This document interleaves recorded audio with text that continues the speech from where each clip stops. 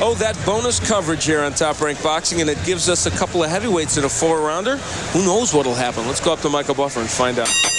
And now, ladies and gentlemen, we move to the heavyweight division. This bout scheduled for 4 rounds. The referee for this contest is Joe Santarpia.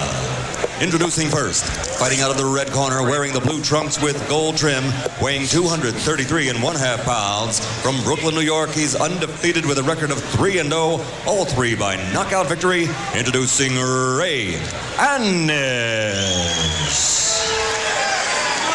And his opponent fighting out of the blue corner, wearing the black trunks and weighing 235 pounds from the Big Apple, New York City. He's 0-1 as a professional, looking for that first victory. Ladies and gentlemen, Lazaro Almanza.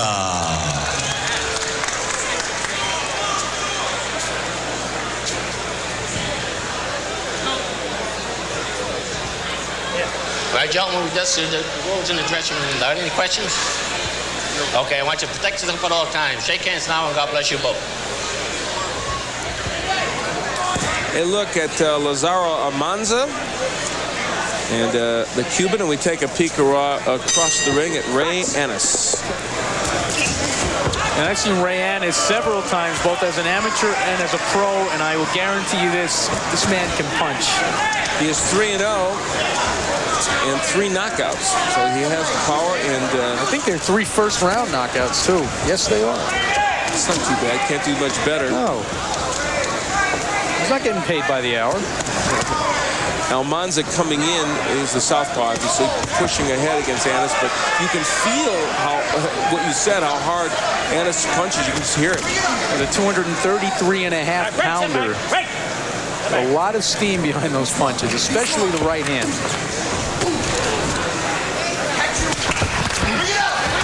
Almanza trying to stay inside to smother some of that power, but he's getting whacked by Annis. Almanza, a 29-year-old rookie, as it were, only 0-1 as a pro. And still to come, don't forget our main event, the USBA Welterweight Championship. Kevin Pompey from up around these parts against Stefan Johnson. And if you've seen Kevin Pompey on ESPN before, you know that he just doesn't get in boring matches, so it should be interesting. Let's go, sit back. Meantime, Ray Annis boring in on Senor Almanza here, and I'll tell you something, he's not the most scientific fighter that you'll ever see. He can club with those 2 hands. Yeah, and club is the operative word. That is clubbing right hand. Halfway through round 1, and Almanza is halfway to a moral victory if he can get past the first round. No one has done that against Ray Annis. That's the 25-year-old. He was in from Brooklyn, New York here. And, Almanza now living in New York City, though he's Cuban by descent.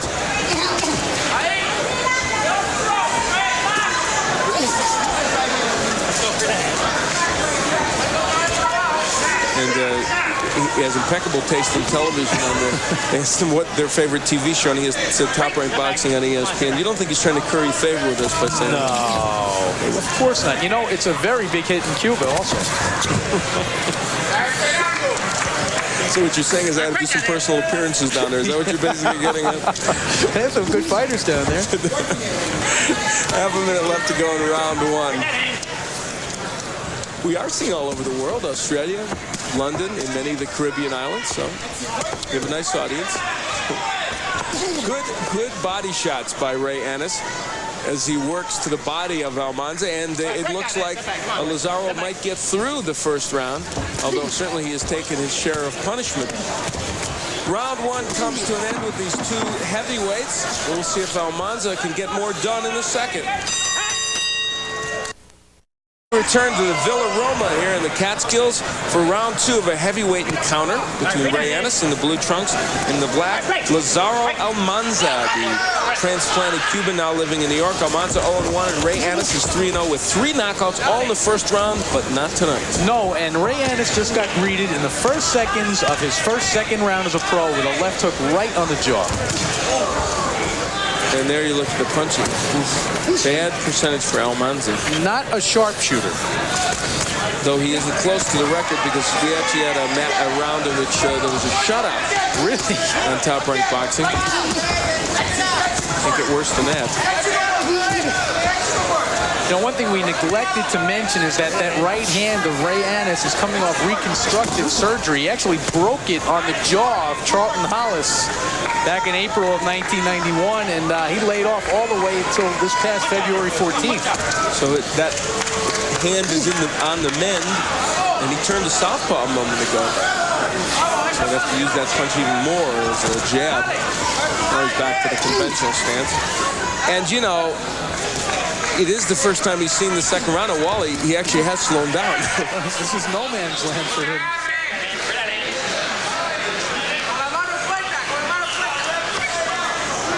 He had 40 amateur fights, or 40 amateur fights, whereas Almanza had over 200.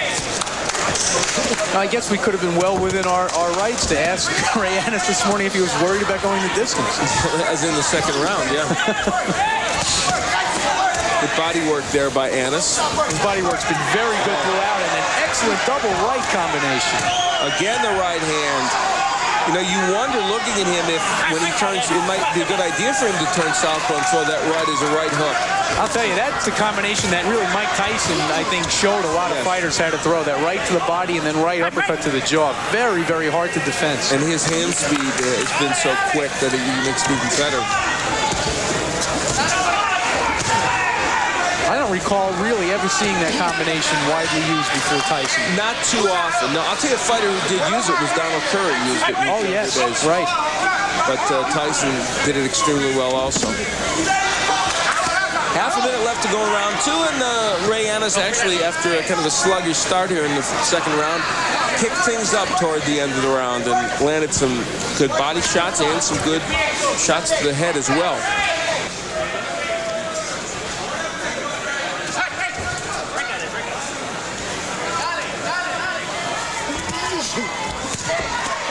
Missing badly with the left hand. So round two comes to a close, and Ray Annis shows that he can have a decent round two. We'll see what happens in the third. Stick around. Here on ESPN. And we head into round three. In a battle of heavyweights, Ray Annis in the blue trunks, and in the black it is Lazaro Almanza. Annis, as we noted to you earlier, it had 3 first-round knockouts in his 3 pro wins. Now forced to go into the third round of a 4-rounder against Almanza. Oh, my. Wow. All right, we know these are not Muhammad Ali clones here, but 46 jabs between them and only 1 is landed. So I guess the jab has not been a big weapon in this match, eh? All right. Those are the kind of numbers when you have Punch Profile that you can look back on, and they shock you. Even though you sense nobody's using the jab, you're shocked to see 1 jab landed in 2 rounds of boxing by 2 men. The funny thing is, had we done keys to victory, I certainly would have advised one of them to use his jab. At least. It's mandatory. You can't have keys to victory without putting that once. Use jab. Please. We're in round 3. It's scheduled for 4. Still upcoming, we want to remind you, is our main event. Kevin Pompey fighting for the USBA welterweight championship against Stefan Johnson. It is a vacant title. And the reason this crowd is here primarily is to see Kevin Pompey, who is from nearby Troy, New York. Good right hand by Annis. And now Almanza is hurt. The power of Annis really getting to him, but Almanza keeps coming forward. Not a good idea. He is getting nailed big time. I'll tell you, Almanza is by far the most durable opponent that Ray Annis has faced so far in his 4 fights. I have never seen Ray Annis land that many punches and still be fighting. He has nailed him with some huge shots, and Almanza has hung right in there. Almanza, 29-year-old, who got a very late start because he was in Cuba fighting as an amateur.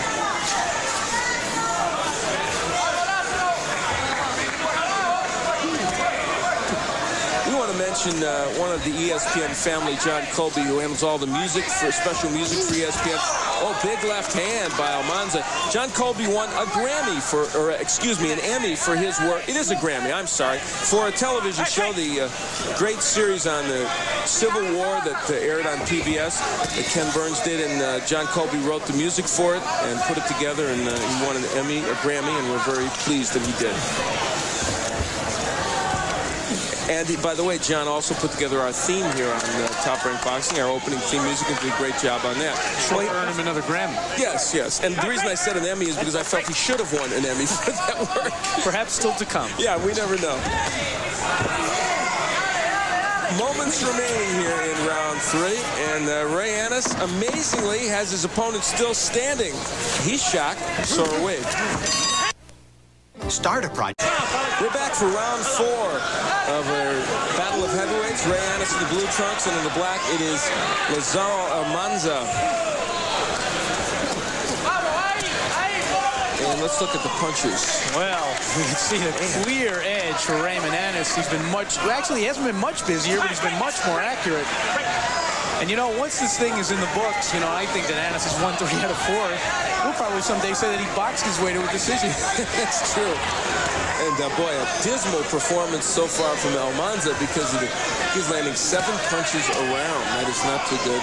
And, well, you know, he's been smothered a lot on the inside by Ennis, and he's being drawn into a fight that he just does not fight as well as Ray Ennis does. Yeah, and Ennis is dominating. And this just in from our news desk, John Colby has not won any awards since the last round ended. Just wanted to let you know that. Neither of you and I. No, that's a cinch, I'd say. A minute left to go here, just about in round 4. And Ray Ennis, and this is without being jovial about it, you have to look at him now and say, okay, how's he doing here as the fight progresses? And he's going to have to, as his pro career goes on, go more than 1 or 2 rounds. Well, he's still looking pretty good. He's looked very, very strong, and he's in with a very strong opponent. But, you know, I can't help but feel that maybe 10 pounds lighter and a little bit more boxing, a little bit more work on the jab, and Ray Ennis will be much improved. I'm sure guys are things they want to work on in the future. He has shown, though, that he can punch to the body.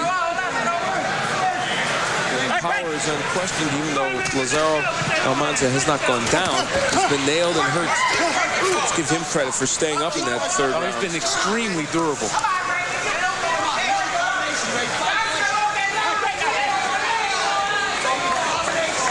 Minute left to go here in round 4, the final round in this heavyweight encounter. If you joined us late, Junior Jones knocked out Diego Avila and did so in very impressive fashion. And still to come, Kevin Pompey and Stefan Johnson.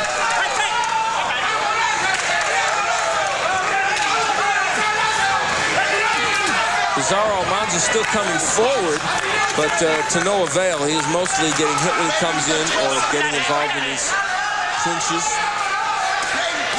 You know, there have been a lot of hard punches landed here, but not very many sharp ones. And there is a difference. Yeah.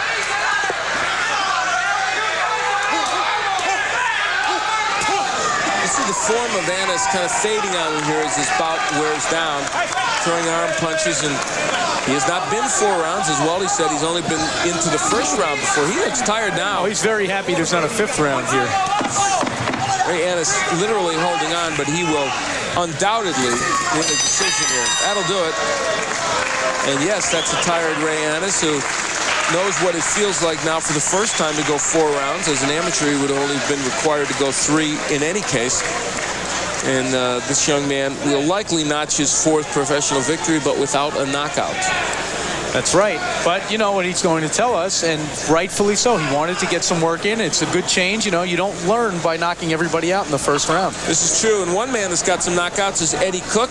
He will be facing Israel Contreras, the WBA bantamweight champion. That is at 9:30 next week. We move back to Sunday, so make a note of that. And that should be an action fight. Eddie Cook getting his shot, Wally. Yes, and Eddie Cook coming back, you know, from a not too distant KO loss to Dino Andahar. I'd really like to know what his impression, his honest impression was of Junior Jones tonight. Jones trying to send a message to him or Contreras, whoever would win that match. Michael Buffer has a message. He's in the center of the ring. Let's get it from him. Ladies and gentlemen, we go to the scorecards. Eva Shane and Don Ackerman score about 40-36. Nick Cimino scores at 39-37 for the winner by unanimous decision, Ray Ennis. So Ray Ennis wins his 4th as a pro, the first by decision. When we return, we will have all the doings in the world of boxing. Wally and I will be back with Ringside Report.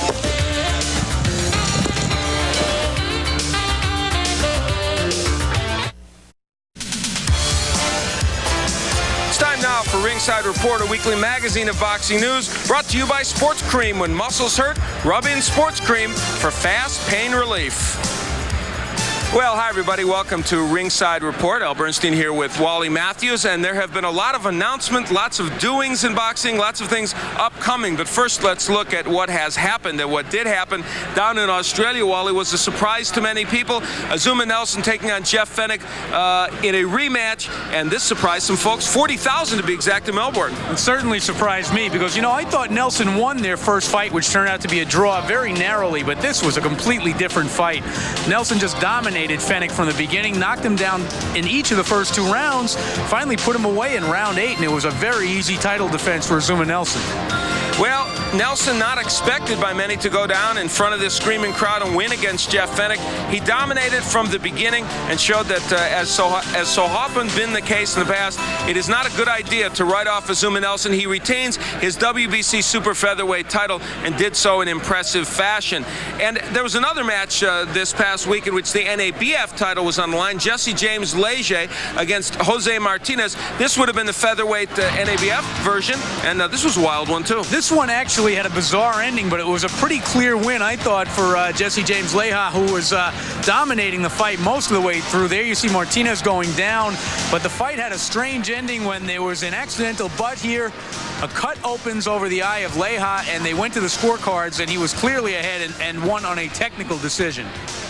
So he gets the win on a technical decision, but a win nevertheless. Those are some of the matches that have just happened. But boy, this week in boxing, everybody was talking about what might happen, what could happen, and what will definitely happen. One match they say that will definitely happen, kind of intriguing, a match involving Terry Norris, the super welterweight champion of the WBC, who'll be taking on Meldrick Taylor, who is the welterweight champion. They're going to fight at 150 pounds by agreement, Wally. An interesting match.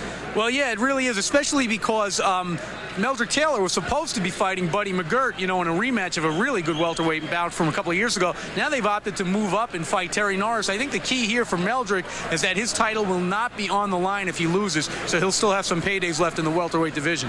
Yeah, and interesting as he steps up against Terry Norris and that special weight created to make it really a more interesting match. That's going to be at the Mirage in Las Vegas in May. Well, the match that we pretty much knew was going to happen, but we got the official word this past week. Evander Holyfield defending his heavyweight crown against Larry Holmes. Holyfield will get $18 million. Holmes will get $7 million. That's not news, but I thought what came out of that press conference that was news to me, and I think to boxing fans, is that Evander Holyfield says, I'm not going to rush away from this sport. I know they want to see me fight the Young Turks out there, and he said, I'm going to stick around for 4 or 5 years and do that. And that was a big surprise to me because he has been saying all along, one more fight and I'm out, and he actually thought that the Tyson fight would be his last fight.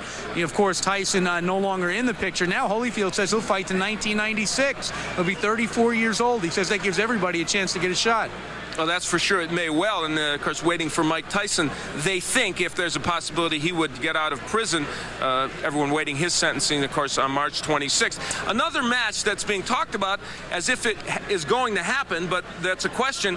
Don King suggesting that Julio Cesar Chavez will defend his title against Hector Camacho. What about that match? Will it happen? And what about the news about Camacho? Well, first of all, the Camacho-Chavez fight's been talked about for years now, but Don King isn't even sure he's got Chavez right now. There's an arbitration case out there right now which will decide whether Chavez goes with Don King or Bob Arum. Second of all, Hector Camacho was just stripped of his WBO title this week, which really isn't much of a title, but it was all Hector had at this point. Now it looks like Obakar is going to fight for a vacant title because Camacho opted to just bide his time and not fight Obakar, who was the #1 contender. I don't think Camacho-Chavez is going to happen. Very interesting. So you heard it from Wally. He's not confident that will take place. We know some matches that will take place. At least they're scheduled, and we're pretty confident. Let's go to our boxing guide. And first we start with featherweights. Ricardo Cepeda, a good one, versus Jose Vidal. That will be in New York in Madison Square Garden, March 11th, Wednesday. And on that same card, Tracy Harris-Patterson, who has a title match mandated now against Angel Levi Mayer. That's Wednesday, March 11th, same card, and they are junior featherweights. Then we have been talking about what should be an exciting match, Eddie Cook against Israel Contreras. That one for the WBA Bantamweight Championship. That will be Sunday here on ESPN. Well, Eddie Cook, of course, came from a great amateur background. He was an excellent amateur fighter. We saw him at several Olympic festivals, and this is the year of the Olympics, and so our thoughts turn to amateur boxing. And they just announced the young men that will compete in the Olympic trials to try and win a place on our Olympic team. I think they're a very impressive group, Wally. Well, you know they are, and there are some, especially Shannon Briggs, the heavyweight from Brooklyn, I think is very good. Ivan Robinson, 125-pounder from Philadelphia. That's June 10th in Worcester, Massachusetts. It begins, and when you ask yourself where do the next stars come from, this is where. Well, I'll be there at those trials, looking forward to seeing those young men. A lot of great names in amateur boxing, and we can look forward, I think, to some medals being won by the United States. It should be a good competition. ESPN's Ringside Report.